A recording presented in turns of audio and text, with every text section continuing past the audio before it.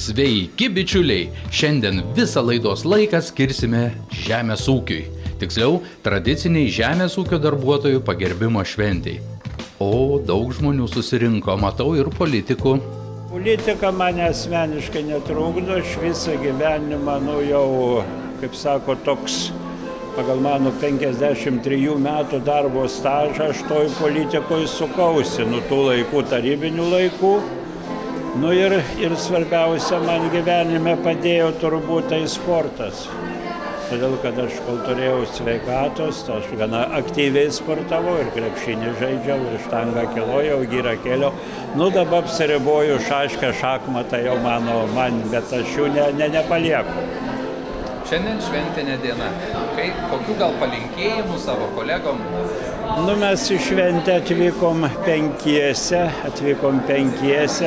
Šventinė nuotaika ir bendrovė šventinė nuotaika išlydėjo mus, palinkėjo atstovauti Gražiškių bendrovę, stengsimės, kiek tai leis galimybės aktyviai pasiklausyti pranešimo, pasiklausyti koncerto, padalyvauti visoje programoje. Taip padeda ir sportas, ir politika rasti teisingesnius sprendimus. O susirinko tikrai daug žmonių. Kažkas skaičiavo net apie 500.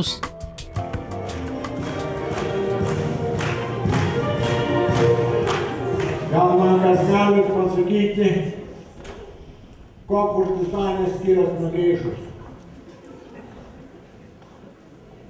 Niekas negali. Tai šnekėsim apie žemės ūkį tuomet.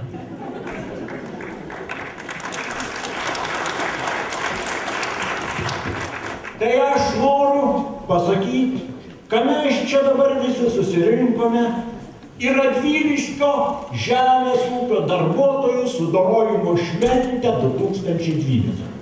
Tai aš norėčiau pakviesti atidarymui vieną vyrą, aišku vyrą, be jokių kalbų vyrą. Ir tai bus Radviliškio laukų miškų. Manau, tai netikrai žinokit, galim žinoti. Laukų, miškų, pievų, biškį gal melioracijos, oro netinka, valdovą Alfredą Juozapavičių.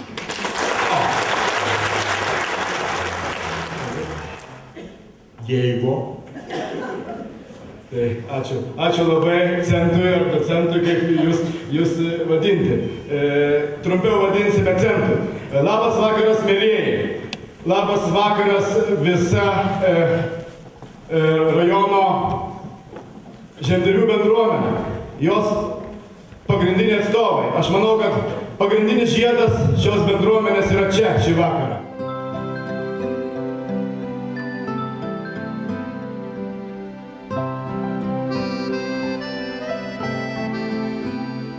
Tylos minute buvo pagerbti išėję. Į renginį atvyko rajono meras Darius Brazys. Labas vakaras, gerbiamas Seimo nariai, garbūs svečiai, mėly mūsų krašto žemdirbiai. Lietuvių tauta iš praeities žemdirbių tauta, kurių pagrindinis verslas buvo žemdirbystė ir gyvulininkystė. Visais metų laikais jo mintis sukosi apie žemę, kuri juos rengia, maitina, apie javų derlių, apie galvijų sveikatą, apie tai, kas lėmė žemdirbio šeimos gerovę. Leiskit jums palinkėti geros kloties, stiprios sveikatos. Aišku, svarbiausia, palankių, gerų oro sąlygų, kurios lemia didžiąją dalį jūsų veiklos. Ir svarbiausia, norėčiau paprašyti, kad išmokinkite savo vaikus, savo anūkus mylėti žemę. Tada mes būsime ramus, kad ši mūsų žemė bus gerai ir deramai prižiūrima ir dirbama. O šiandien jums gero ir smagaus vakaro. Labas vakaras visiems tiems, kurie kurie negalėjo dalyvauti šventėje, kurie liko namuose prie savo darbų. Aš suprantu, yra tokių darbų, kur negalima atidėlioti, reikia susitvarkyti namuose, tai aš juos sveikinu likusius namuose su žemdirbių švente. Jau 16 metų, kai vyksta žemdirbių šventės Radviliškio rajone. Vyksta ta pačia data, tai yra paskutinį penktadienį lapkričio arba, sakykime, paskutinį penktadienį prieš Adventą. Tai nusistovėjusi data, jau nusistovėjusi ir vieta, jau yra senos tradicijos, jau yra visi draugai, bičiuliai, visi pažįstami, tiesiog puikiai kaimo žmonių, jų verslo partnerių, jų bičiulių, jų draugų šventė. Tai būtent tai ir geros nuotaikos visi šiandien suvažiavo. Ir nuotaika gera dar ir dėl to, kad buvo derliai geri. Taip, kaip aš ir minėjau savo kalboje, tai buvo rekordiniai metai, niekada dar tiek Radviliškio rajone nebuvo prikulta grūdų, tikrai tai džiugina, bet kartu ir žinot, žemdirbys jisai vienus metus nepasies arba vienus metus neužaugs ar nušals, suprant, vėl, kaip sakoma, reikia dengti nuostolius iš tų gerų metų. Aišku, dabar yra sudarytos ir draudimo galimybės apsidrausti, žemdirbiai tuo naudojasi, tai yra rimtas, normalus verslas. Apdovanojimas Jozefas Glinskis, Žemės ūkio bendrovės Gražiškiai vadovas.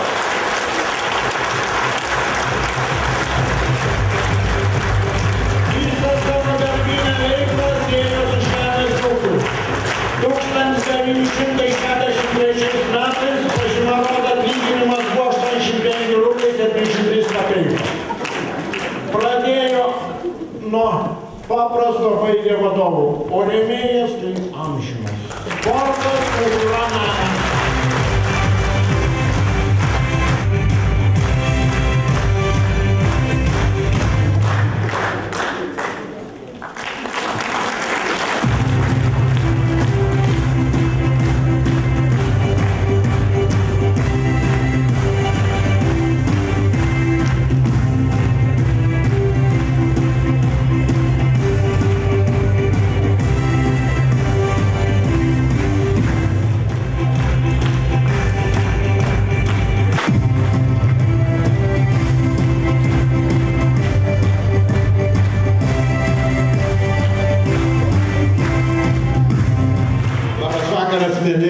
Labas vakaras, docentė. Ačiū Dievu, kad jūs ne tas docentas iš filmo Sėkmės džentelmenai, ten truputį kitoks buvo, bet irgi personažas įdomus. Pone merė, meras išvyko, vicemerė, miela administracijos direktorė, mėly žemdirbiai, pirmiausia, stovėdamas prieš jūs turiu vykdyti vieną didžiulį prašymą. Vakar Seimas didžiulė balsų dauguma premjerministro, o tos pareigos yra pačios aukščiausios valstybėje, išrinko žmogų, kuris ne iš Vilniaus kilmės, ne iš Kauno, o iš mūsų mielo Radviliškio.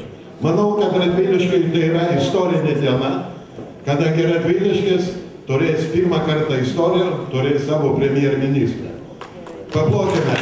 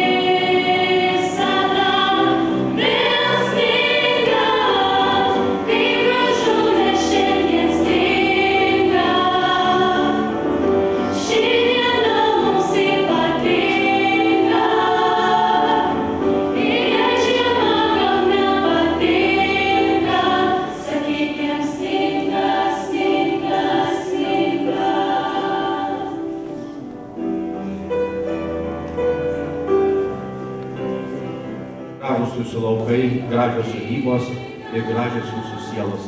Todėl pačiam gražiausiam sutimam mes norime šiandien teikti pačias gražiausias dovanas. Ir manau, kad mūsų kraštas, Radviliškis, yra vienas gražiausių Lietuvoje. Ačiū Jums visiems.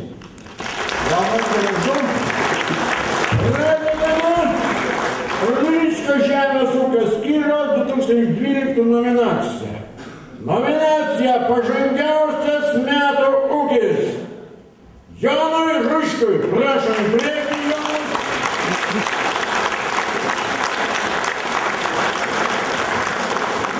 Pagalbininkai.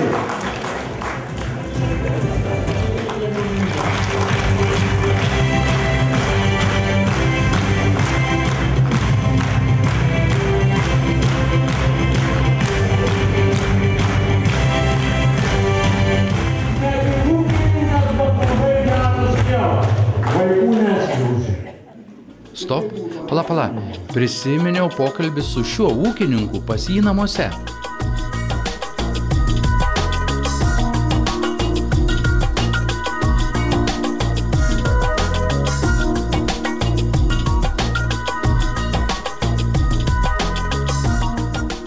Jau sėdėm prie stalo. Ačiū, skanu. Jau turim gražų kiemą, turim techniką, turim viską. O kaip sakė ten, kokius maišus nešiojat? Kada nešiojat? Buvo tokie dalykai? Buvo pačioj pradžioj, kai dar tik tais buvo keli vyrai samdomi, nes neturėjom pinigų už ko, tai reikėjo ir man su mažais vaikais vežti naktį jam trąšas į lauką, nes jisai viens pats sėdavo naktim, kad suspėti, nes žmonių tai nebuvo iš kur, nebuvo iš ko. Tai visko būdavo, kad ir trąšas veždavau, ir kūrą su kanistrais, o dabar tik jau kūro kolonėlę, žinau, patobolėjom. Ką dar iš tokį įdomių? Dabar ir čia viskas kitaip atrodė. Čia be langų buvo viskas. Be langų buvo. Kregždės gyveno. Jo. Viskas išdaužyta. Čia pradėjom žiemą tvarkyti, dėti plokštės ir kovo vidurį pradėjo atšilti, pradėjo bėgti viskas į vidų. Tai pusę plokščių vėl turėjom nuimti, laukti vasaros vidurį, kai išžyvo, paskui uždengėm dangą tą bituminę ir taip ir buvo viskas. Nes netgi ir tose garažuose bėgdavo, jungdavo elektrą, tai kibirkštis eidavo iš visų kampų viskas. Kaip sprendžiat vaikų problemą? Kur vaikai? Kaip važinėt? Ir atstumai vis tik tai, kaip tą? Iki kiemo 22 km kažkur 3. Taip, jau nuo kiemo iki mokyklos taip vežam kiekvieną rytą. Turim 1/4 sūnų, tai jau mažiukas mūsų. Ir panelė, tai jau šiemet 1 klasė gimnazijos, tai jau yra 9. Nu, vaikai kaip... Stengiamės, kad visą dieną būtų užimti iki vakaro, nes vakare tik pasiemam jau juos.